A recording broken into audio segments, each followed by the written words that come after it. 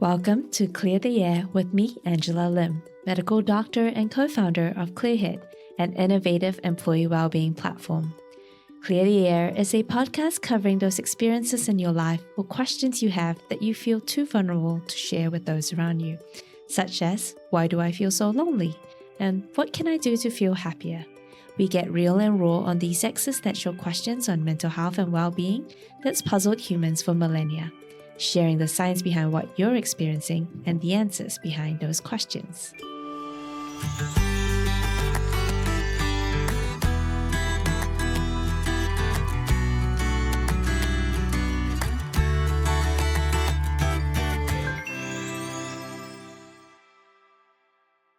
Kia ora everyone, my name's Turaukawa and lovely to be here. Tēnā tātou.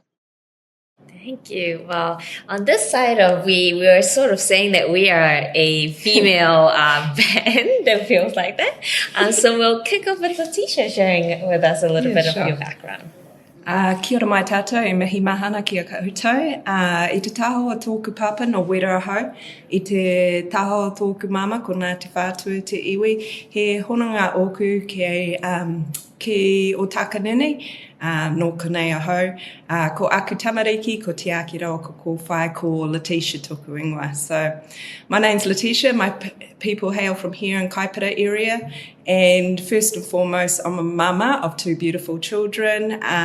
Recently finished my intern clinical psychology training with the University of Auckland, and fundamentally have my own lived experiences that has shaped my trajectory in life, which I look forward to unpacking a lot more with you further on. Ngā mihi nui.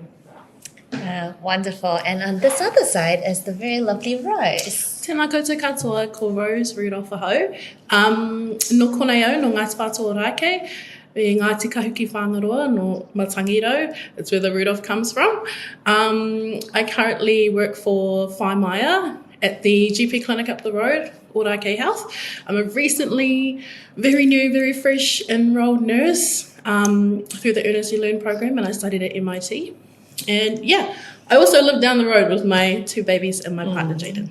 Kia ora. Kia ora. And myself, I'm a medical doctor and now CEO of Clearhead, and sort of hailed originally from Malaysia and been calling New Zealand home for the last 20 years, mainly based out here in Auckland. So a real privilege to be able to connect together with all of you today. And to start off, we would like to kind of sort of share a little bit around the how we want to cover today's topic, and I'll pass that on to Tu to kind of do a bit of the framing of how today's session will go. Tēnā rā koe. Tira tēnā tātou. I think a couple of things that we wanted to mention first and foremost, is that particularly in this kaupapa, our whānau representatives, our iwi representatives, are going to predominantly speak from a whātua perspective. As we all know, hapū, iwi, Māori are not a homogenous group. Everywhere around the country have different perspectives, different understandings, and different takes and interpretations of hauora, well-being, and what that looks like from their own perspective. So it wouldn't be right for us as an iwi here, a collective of our representations, to be able to talk for all of te iwi Māori, but we will specifically focus on whātua perspective, particularly the feeling of it is like to be in the waitemata and swimming away, to be on our whenua and walking on the whenua, and more importantly, the connections and whanaungatanga of what hauora looks like from our perspective. So we just wanted to preface that for our kōrero today. Secondly, there are a couple of things that we thought were really important for us to discuss around our approaches today. It's one thing to do something, it's another to understand why we do things. So for instance, we started today with karakia, and particularly from a whātua perspective, we have this inherent belief that karakia is one of the greatest protective factors that we can support for our whānau engaging in their well-being journey. What it does, it locates our whānau as iwi members of Ngāti Whātua and who they are, where they come from, and that they belong into something greater than themselves. And we wanted to make that highlight of that, because it is different perhaps than what you may hear across the sector as far as a connection between karakia and prayer. And from a te ao Māori worldview, or from a Ngāti Whātua perspective, we're very strong in the idea of karakia being an inherently indigenous approach to supporting our whānau, opening spaces, higher intention, as opposed to one single belief or a prayer or a religious background. So again, little things that we'll pick up on our way, that if you have questions about anything that we talk about today, please ask. We're more than happy to go through that, but it's really important that we don't just talk about things as an approach, but we understand why we do that, and more importantly, the connection to wellbeing for our whānau. So this should be a conversation. This should be a two-way thing, and there's nothing worse than sitting there behind a screen listening to someone waffle on for an hour talking about nothing. So please be part of the conversation, and it's our privilege to be here. Tēnā tātou. Yeah, thank you. Exactly. And so, as you have questions, please drop them in the chat. We'll try and weave them in the second half of the webinar. But to kick us off, would you like to maybe share with us, how would you define Māori mental health and well-being too? And then we can come to this side of the room after. Of course. Let's start with the easy questions, shall we? But I think, Huama, it's important to note, I think, that again, from a whātua perspective, we wouldn't see Māori mental health as exclusive from hauora in general, as in a total kōrero. I mean, we are all accustomed to whakapapa, and we talk about the physical, the weight, and we talk about the different wars. However, what we don't always talk about is the Tūrakawa, the foundation of which those walls fit on, particularly the interconnectedness and the interdependency that they all have with each other. And for us, particularly in whātua, that foundation is knowing who you are, where you come from, and that you have a place within a wider collective, being your iwi. So we can talk about mental health being one part of hauora in general, but it would be very hard to define what is hauora mental health or Māori mental health in isolation to itself. However, if we were to perhaps tease into it, I suppose it's about a central location of how you see and view the world from your perspective in your journey. It's not just about a sense of spirituality or a sense of how you cognitively view things or approach things, but it's that central location of yourself within that wider collective that then leads on to other aspects of your wharetapawha or your wellbeing journey in itself. So again, not seeing it more so as an exclusively mutual thing in itself, but more so connected to every other part of your holistic wellbeing. One perspective anyway. Thank you. And I think sharing the sort of how you fit in a bigger piece of the communities that you're part of is also why it's so important for whātua to start with whanangatanga, to kind of introduce where you came from and how you connect to everyone.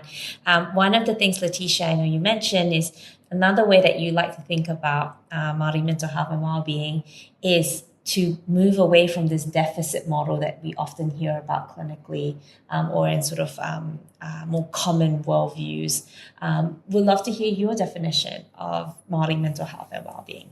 Yeah, firstly, I love what Tu was sharing around the relational aspect of oranga hauora from a whātua perspective, and I tautoko what he's shared and love to expand on that idea around the relationships. And it's not only relationships with ourselves, it's also with the whenua. You look at the relational dynamics through whakapapa and the interconnected wellness, which our tupuna had a vast universe of knowledge that still exists within us that connects to ngā whetū, the celestial beings. And it's having that deeper understanding. And in regards to what you've shared, Angela, around a previous conversation that we've had, is that, I'm very mindful to talk about oranga and then have to share the whakapapa of some of the mamae that brought us to where we are as people. And I'd just like to frame it that the reason that I want to acknowledge the impact, devastating impact of colonisation, intergenerational trauma that comes from the doctrine of the discovery and other historical events that have happened to our people. The reason that I speak of that as I'm speaking of oranga is to name, and that takes the onus of us off our shoulders, and then we don't see ourselves as inherently wrong, or there's something that coming from that deficit way of thinking. In fact, we are inherently powerful, and at times we need to challenge that narrative that's been enforced on us, that our language, our way of being is somewhat inferior or secondary or irrelevant, which we know as whātua, as who we are, which Tu was talking about, knowing who you are, then you know where you're going. So I think sometimes it's about unlearning and remembering who we truly are, which connects to the whakapapa, which connects to that relational aspect that we have with the interconnected of everything, and also moving from that the survival in order to thrive. So kia ora mai tātou. Kia ora. Thank you, Letitia. I think one of the things that I remembered that we spoke about was very much that, you know, that we are actually all born with the connections, the knowledge that we need to sort of thrive in today's world. And actually a lot of life's journey is going back to the things that we already knew and coming back to, you know, unlearning, as you said, some of the messaging that we might get, and actually connecting back to actually the things that deeply inherently we know inside of us that will help us unlock our true potential. And what about you, Rose? You know, you obviously are working in the clinic, and what are you seeing, and how do you learn, you know, what have you learned about Māori mental health and well-being? That's a tricky one, and my answer probably won't be as flash as this. But I think it depends on who you ask, really. And like if I was to ask my daughter, it would be playing outside. If I was to ask my sister, it would be on the Masatini stage. It just depends on where they are and what's appropriate for their developmental stage. But yeah, I think Uncle Tu is right in terms of identity. One of the things that I've benefited from being and living in Ōrākei is having a strong connection to the community, knowing everybody. Like everyone, my neighbours are all my cousins and my aunties. We're very, very supported here along the street, Kirimo, and like even having land at Atareta with the kaumātua. So yeah, I would say strong sense of identity, and then realising that it's a different meaning for different everybody. Yeah. Yeah, and so, you know, what we're really hearing in the room is that, you know, you want to define your identity and being able to unlock your potential. You know, Tu, what is, do you feel are the barriers that prevent Māori from being able to write their own narrative instead of being sort of like an identity placed on them that might be disconnecting to their true identity? Ka pai. I think a couple of things come from societal perspectives that we come across. It doesn't matter whether you're on Facebook, any social media platform, and if I dare say the news sometimes, if not all the time, our whānau are sponges which take on external messages that reinforce what they've had previously. And let's face it, that's not always positive commentary about te ao Māori. It's not always positive commentary around te reo Māori. It's not always a positive commentary around who we are as tangata whenua here on our own lands, as in our perspective as Ngāti Whātua. So I think there are external narratives that are being pushed in that our whānau are hearing that over-enforce some of those negative connotations. And I always think about the idea that the whānau that we have in front of us, that their current behaviours or current things that they're going through are always informed by previous experiences that they've gone through. And so rather than think about what can I do right now or what are we going to do for the future, let us unpack where those experiences come from. Let us unpack some of those untruths.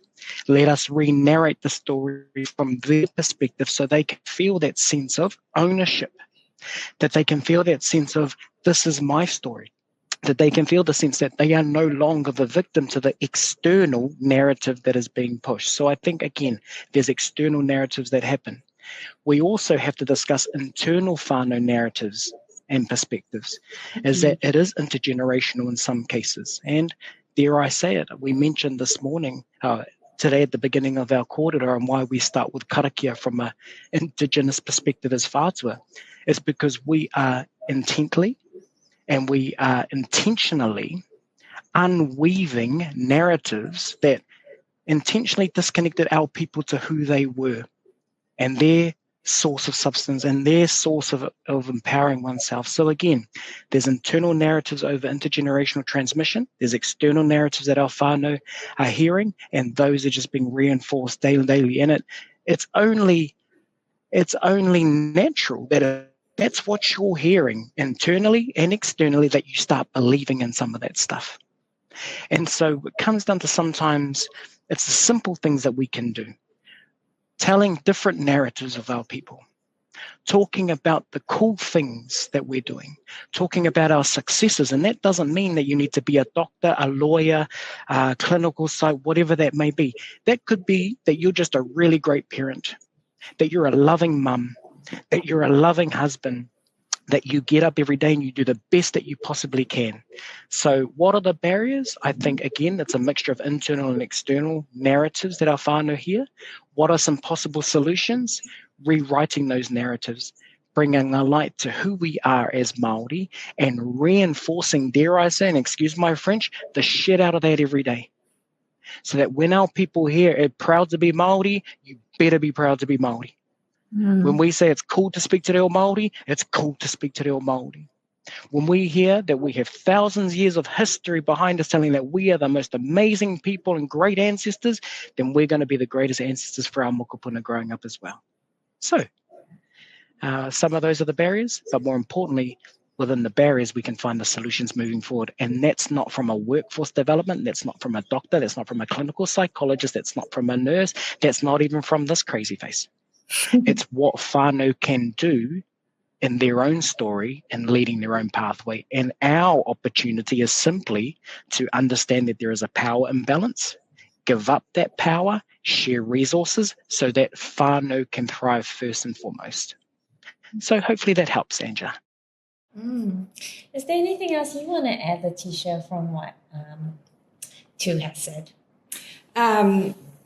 So from my experience working within a DHB and also a CAMS, which is a child adolescent mental health system, it can be very restrictive. And what I've really appreciated about what Tu is highlighting is the potential that exists within our own. And I'm fortunate enough and in a privileged position to be able to do my rangahau with our iwi here, and what I've just been in awe of is the expertise that the rongoa that exists within here. So rather than searching elsewhere, just being able to, and the key is collectively coming together with all our skill sets, with all our, because we all have our own inner wisdom and knowing, and being able to collaborate, to whakawhanaungatanga, that relational kaupapa again, to be able to connect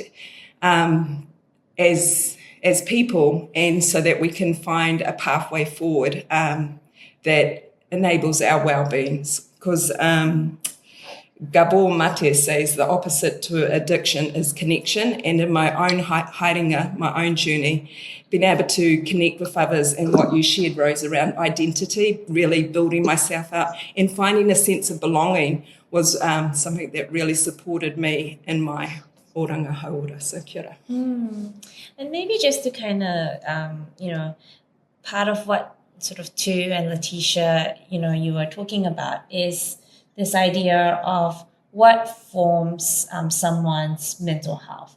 But what if someone is currently listening in right now and they're really struggling, or they know someone who's struggling? What have you learned about making sure that people reach out for help if they are really struggling with their mental health? I think what Tu shared around challenging, letting whānau be the writers of their narrative, which means being able to acknowledge that, because we can carry a lot of that mama can mean that we carry a lot of whakamā, and when it comes to, say, if you hurt yourself medically, if I need support for my arm, that you go to the GP and you get the support. But around your hinengaro or anything where you can't visually see, it links back into that deficit kōrero that we shared, like something's wrong with you, but we're not wrong. The ability to connect with others and to reach out and to say, look, I need support is one of the most powerful things we can do as people. And there are support out there. There's different avenues, and there is no one way to heal. There's no one set prescribed way that you do this and this is going to offer you some support. But what I suggest is that you tap into your own intuitive knowing and then let that guide you, because every whānau is going to look differently. Let that guide you to what support you need. Some may find it in therapy. Others may be like, no, that's not for me. Others may find it on the water, going paddling. In the reo, there's rongo in the reo. So kei a koutou te tikanga, there is support there. We can reach clear head. We can reach just the reality is stop listening to others and sink in with your own natural rhythms and understanding to allow that to guide you. Yeah, absolutely. And, the nice thing to know, for example, if you are part of Ngāti Whātua Ōrākei, you do get free access to mental health support through Clear Head via your NIB policy. So, don't suffer in silence, or if you know someone who is struggling, please don't do nothing, like taking the first step, asking the first question is always a really great next step. Rose, did you have anything that you like to add about, making sure that whānau is able to reach out for support, whether that's the barriers that you see or the type of support that you see is very effective? I would say the Clear Head app is pretty good. I downloaded it this week. So if you haven't taken a look at it, I would definitely recommend downloading it. There's all sorts of tools on there that are really good where you're just feeling a little bit low and able to track your mood, or you're in a crisis situation you don't know who to reach out to. You don't need Google for that. Clear Head is there and it's great. It's got like direct pathways on, it gives you options on who you want to talk to, whether it's a counsellor or a psychologist. I think one of the biggest things is just identifying what are the signs early on, and building your mental fitness. That's a concept I learned about last week. Mental health versus mental fitness. Well, Tu, do you want to elaborate on that then? What are the signs that, people should be looking out for? What are the common signs, and are there any unique signs if you're Māori, for example? Yeah, definitely. Before I jump into that thing, there's just probably a point that I'll pick up on around the idea of whānau reaching out. I think there's too much of an onus or a sense of responsibility on whānau to be the ones reaching out for care when they need it. I think actually it's a switch of dynamic that us as professionals in our sectors and all of our services that we have and the resources we have, it's actually for us to be out in the community even when whānau don't need us. It's for us to be out in there. It's us to be at wānanga. It's us to be at a community events. It's us to be out there so that if ever whānau feel like they need to reach out and answer, they at least know the touch point. Because I think it's only natural for whānau not to reach out if their last experience wasn't a positive one. Why would you reach out to a service or care provider that didn't care for you or didn't provide the service that you need? It's only natural for them to not want to reach out.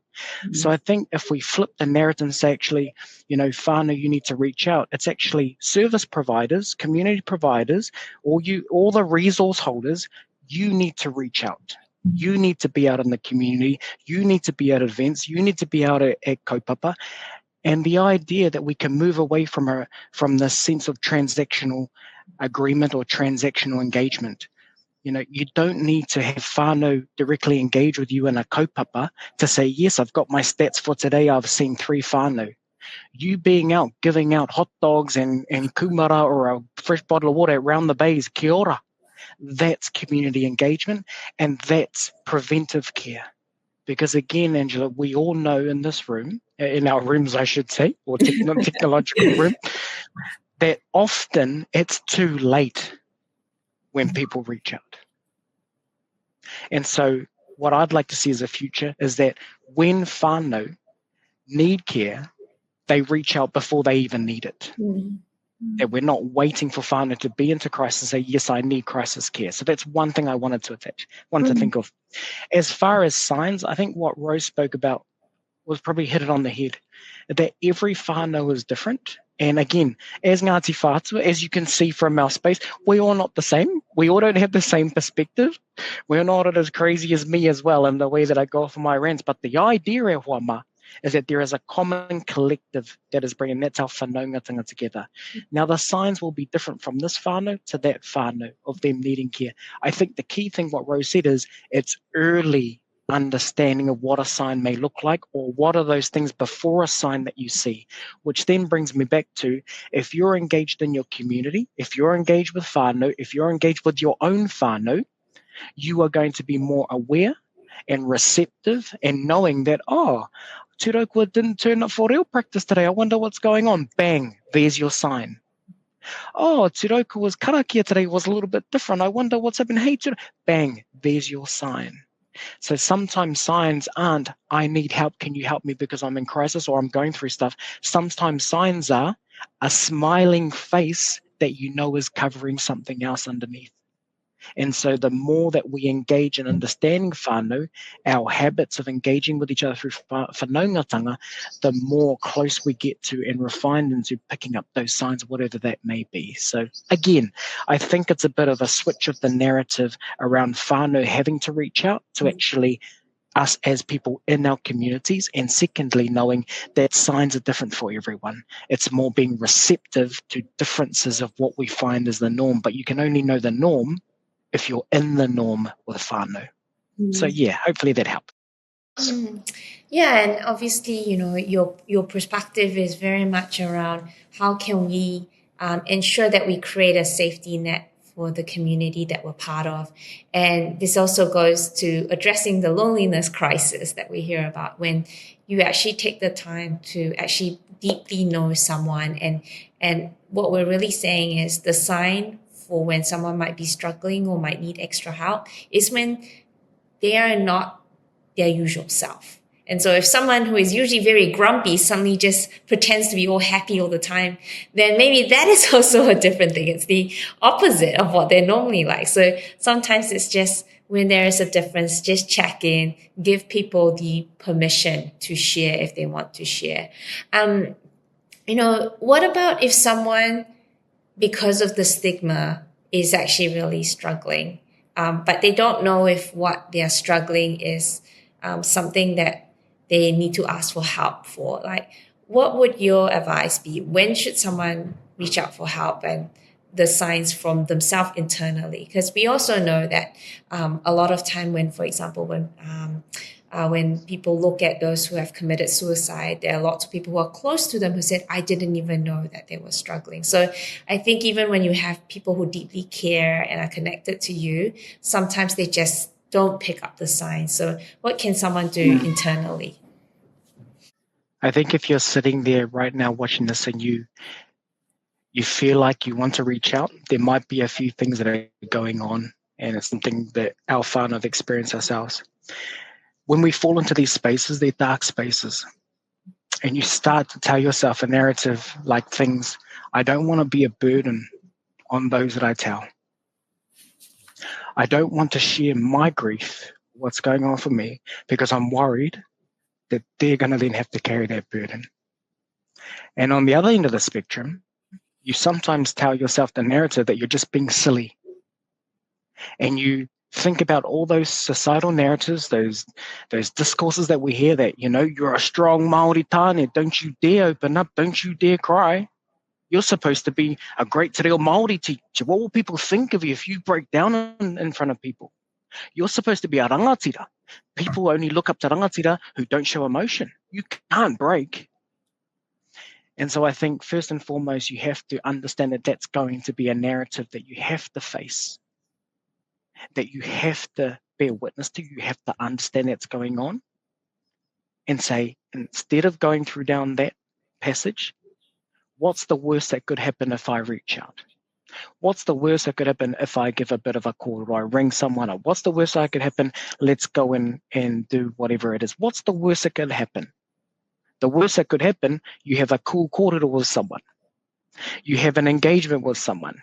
You might be able to go and get a kebab with each other, have some chips, have a drink, talk about how it's this year's the Warriors' year.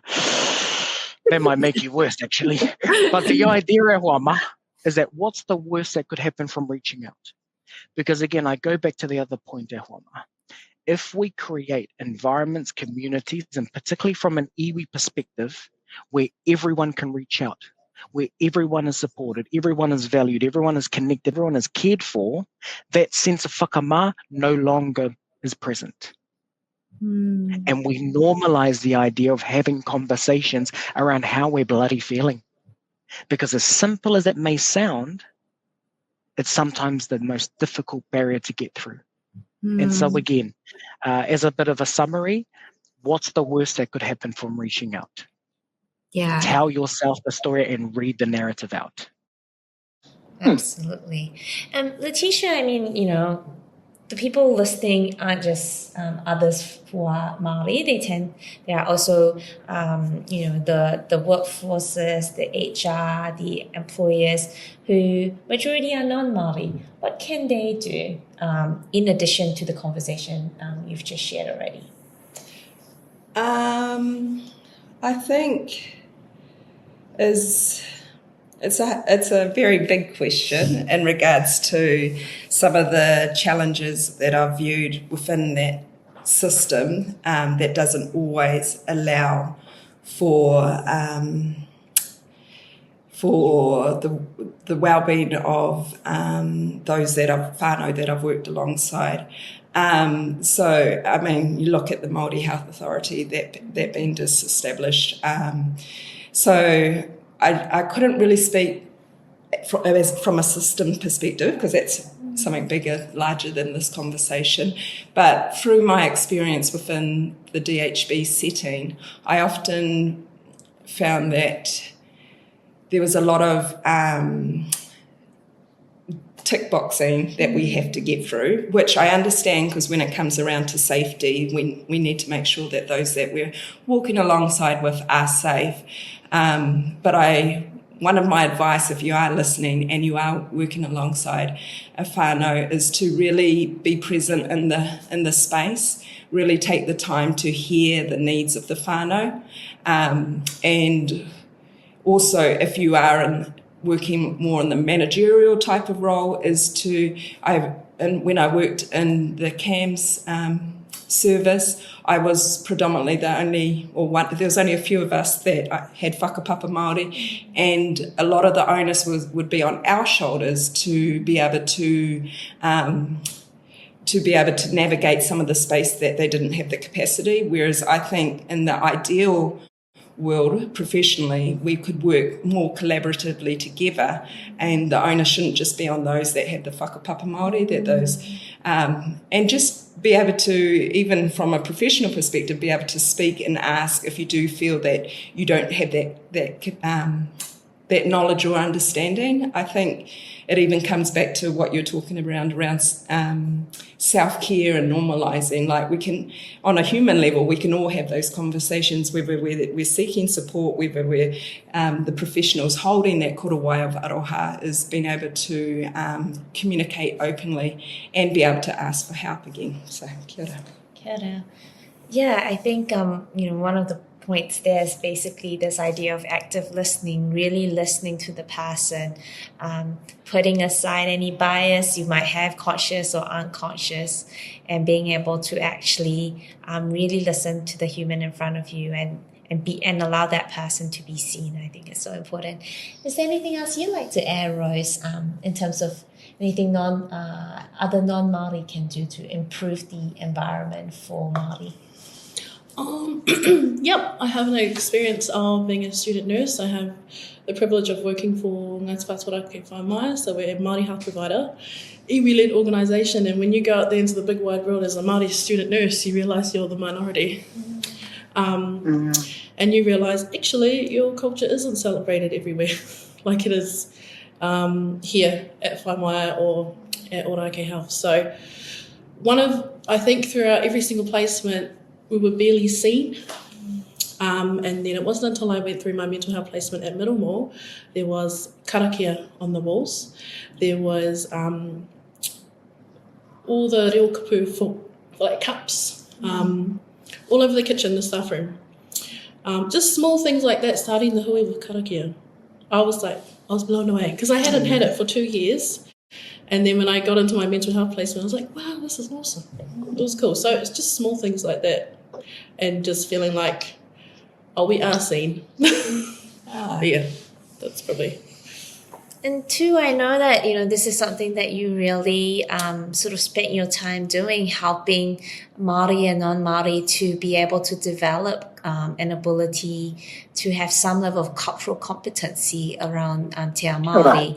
Can you share with us, what are the simple things that Rose mentioned that people who are listening in, whether they are Māori starting their journey or non-Māori, to be able to, again, create an environment where Māori can feel seen and supported? Ka pai. I think there's a two-pronged approach here. The first one is for those who are working in organisations, and I think in the questions non-Māori or non-kaupapa Māori organisations, as tau, as non-Māori, I think there's something to consider first and foremost. When you have practitioners or kaimahi working within your team, remember they carry something that non-Māori don't in that space. They have to first work through going into a meeting and being expected that because they are of a particular way or they're Māori, that they are fluent in Te Reo Māori, that they know 20 karakia, that they are translation experts, they are Tiritio Waitangi experts, and they are your diala tohunga for every hui or every medical ailment that you possibly can. Understanding that first is one of the greatest steps that you can, and understanding the burden that can be. Burden for those who can, trauma for those who can't but are expected to be. So the first thing that you can do in your organisation as a non-kaupapa Māori or a tauiwi-led kaupapa in that space is recognising that balance and recognising the privilege within that space and normalising conversations that repel any of that going on. Secondly, for those organisations that are supporting tangata whaiora Māori, here is the biggest secret that is $1 million secret. So I hope you've got your pens and papers there, Huama, for the biggest thing that you can do to create a culturally empowering environment. Is everyone ready? 1, 2, 3. Learn Te Reo Māori. I tell you right now, Huama, Te Reo Māori is the greatest kia ora that you can give to Te Ao Māori. Because it's the simple things. It's not filling out a pepeha template and picking a mountain, picking a river, or picking something in the sky and saying that's your waka. It's got nothing to do with learning whakataka te hau.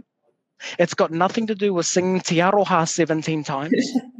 It's got nothing to do with reading the Māori dictionary and memorising and saying this is a red pen, this is a green book. It's got everything to do with little things like saying kia ora to people when you first meet them. And not just saying kia ora, but when you say kei te pēhia koe, not being halfway down the corridor before you wait for their response. Engaging with people through Te Reo Māori because it is the greatest indicator of your commitment to Te Ao Māori. So I'll send everyone the invoice for that one. That's the biggest secret out of Learn Te Reo Māori because Te Reo Māori is the fastest waka to Te Ao Māori. And we all know by now, e Huama, a Māori worldview is simply a people worldview. A worldview where relationships, connections, and just being good people to one another is prioritized. And that's not a Māori thing, that's a people thing. And guess what? It's not just good for Māori either. So again, some things to think about for our whānau out there in non-kaupapa Māori organisations. One of the things that you also had mentioned, as part of our previous conversation was this idea between the difference between kawa and tikanga and often individuals, whether they're Māori or non-Māori, want to understand the values behind why an organization is making the decisions that they do. Can you talk to us a little bit more about this point that you had made previously? Again, this is purely from a Ngāti Whātua perspective. Other hapū and iwi will have different perspectives, but this is a generalised approach from our perspective anyway, as an iwi. There are a couple of key concepts within Te Ao Māori, and one of them are kawa. Two of them are kawa and tikanga. Kawa are best described as the things that must happen. They're what must happen and why they happen. So, for instance, like we did in our kaupapa today, one of the kawa that we have in our organisation as motivation is that we start with karakia. It's what we must do when we're in spaces, and why we do that is because we know we're making the intentional shift between noa, everyday spaces, and tapu, spaces that we have more intention in connecting with. That's what we do and why we do it. The tikanga is how we go about doing that based on the context we're in, meeting with whānau. So for some whānau, they might have a particular karakia that resonates with them. Cool, let's adapt to that. For some whānau, they might have this one or how that's done. For some whānau, they may want to do the karakia in a space. Kia ora. The most important thing is that the kawa is being met, what must happen and why we do that. It doesn't matter how we get there, we just got to get there. And what that highlights is there's not just one way that is the right way for engaging with whānau. There isn't like this handbook that says, when you meet with Māori people, do this. Every Māori likes hangi. Not every Māori likes hangi e hoama. I don't know how to play the guitar, I can't sing, and I hate kaimoana. Can't stand mussels and oysters. It's not like this tick box of here's a Māori, do this. What it teaches us to do is be present in the engagement, understand that there are things that must happen, but stay adaptive based on the needs of the whānau in that space, and that informs the practices we take.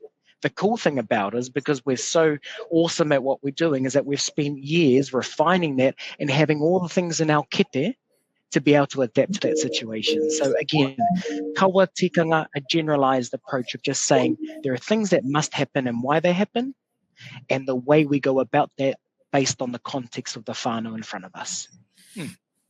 Thank you for sharing. And Letitia, is there anything else you'd like to add to the conversation?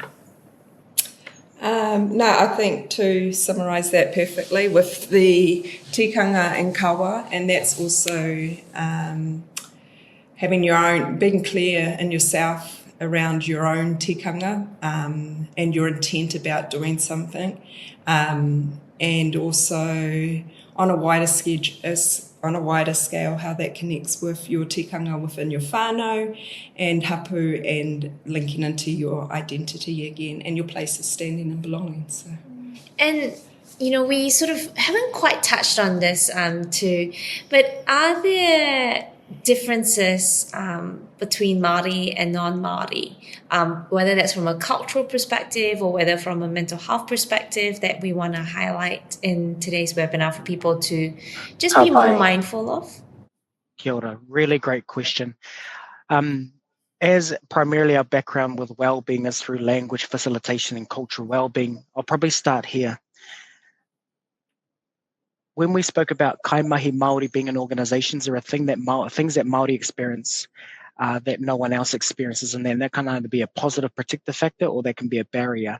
And so when you're in spaces, whether you're a kaimahi, you're a professional in the field, remember that there are certain things that Māori experience in spaces, whether it's learning te reo Māori or going into spaces, receiving care, whatever that may be, that not everyone does. So for instance, a Māori learner, before signing up to go to Te Wānanga Aotearoa or Manavation, there's a plug, they have to think about when I go into that space, because I present as Māori, I'm going to be expected to know certain things.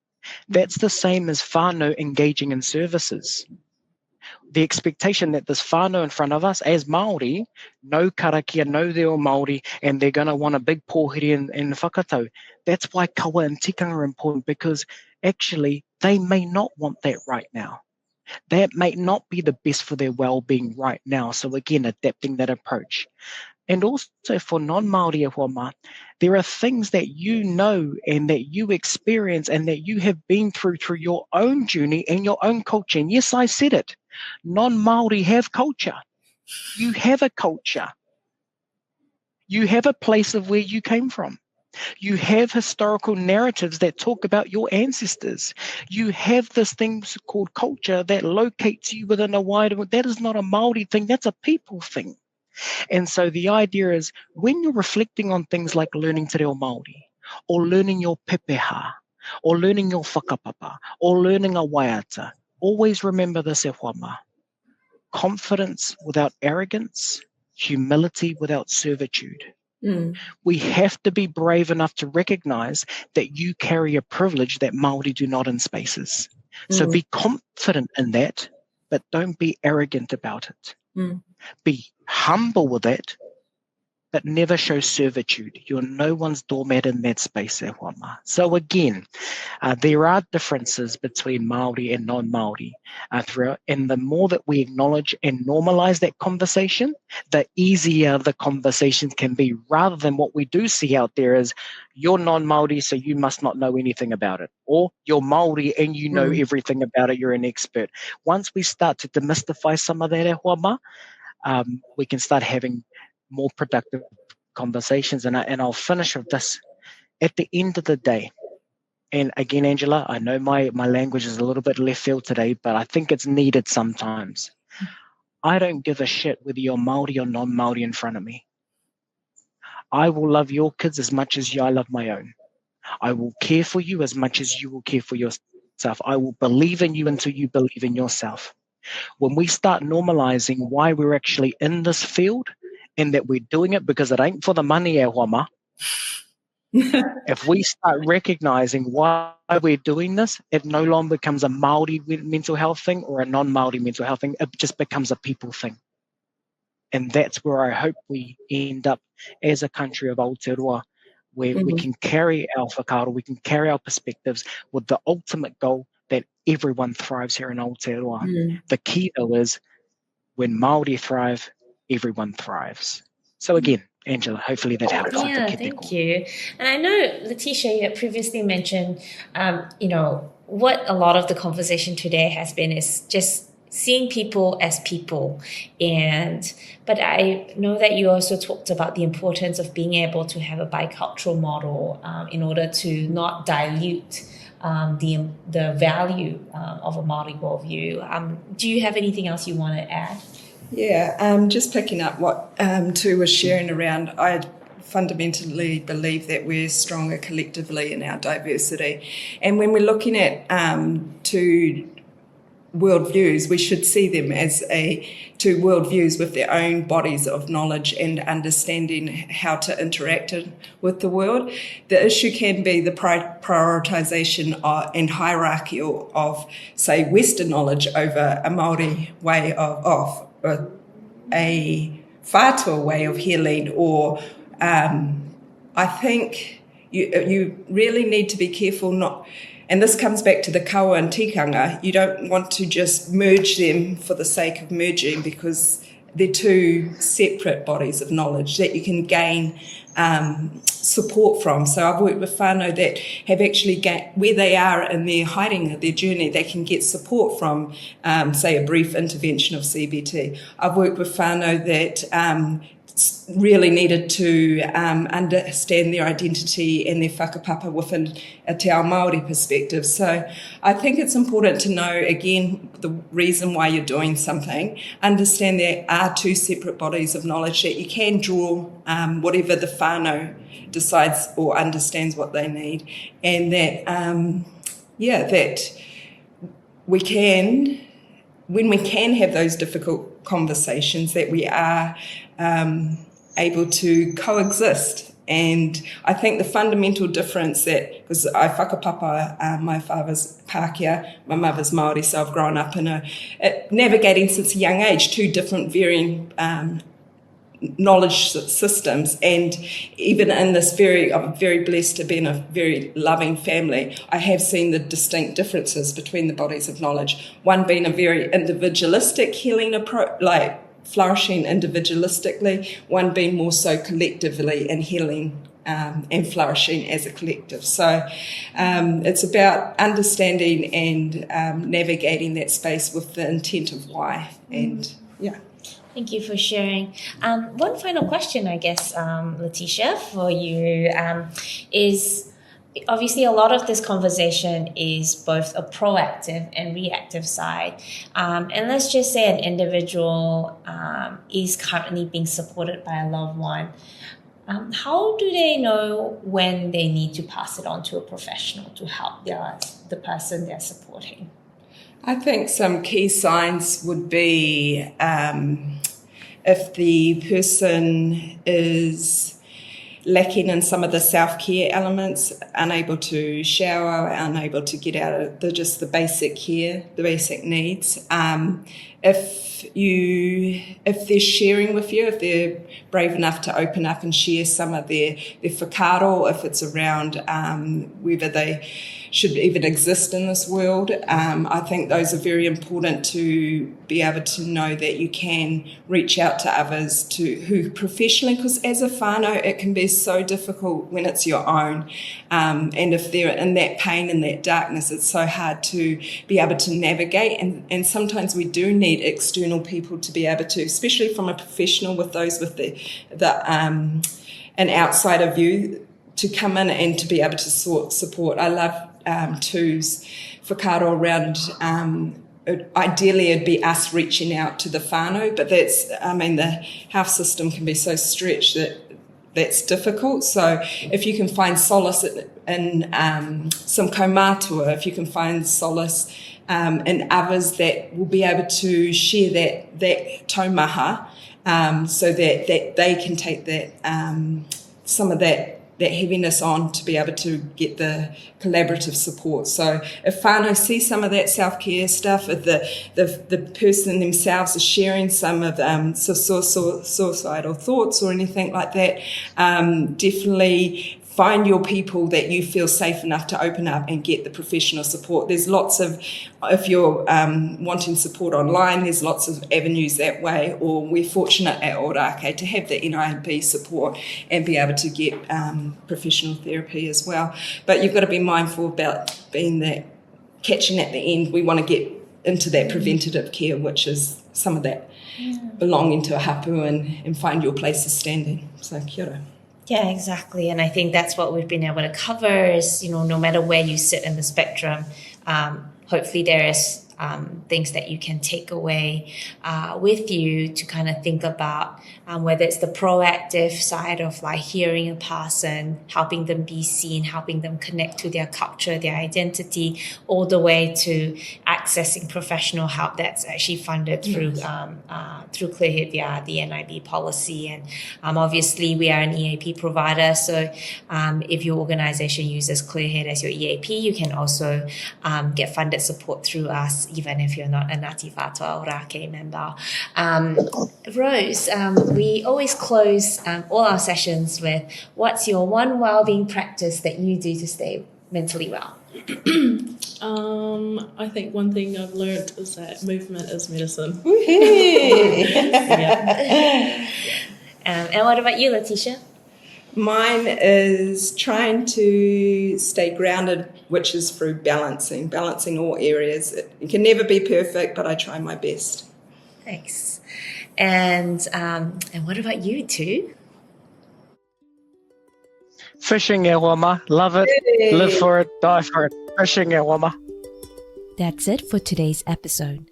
If you want to learn more about how Clearhead can support your workplace, or you have a burning mental health question that you'd like us to explore on the podcast, check us out at myclearhead.com and drop us a message. Love our content? Share it with a friend or leave us a comment on LinkedIn, Instagram, or Facebook.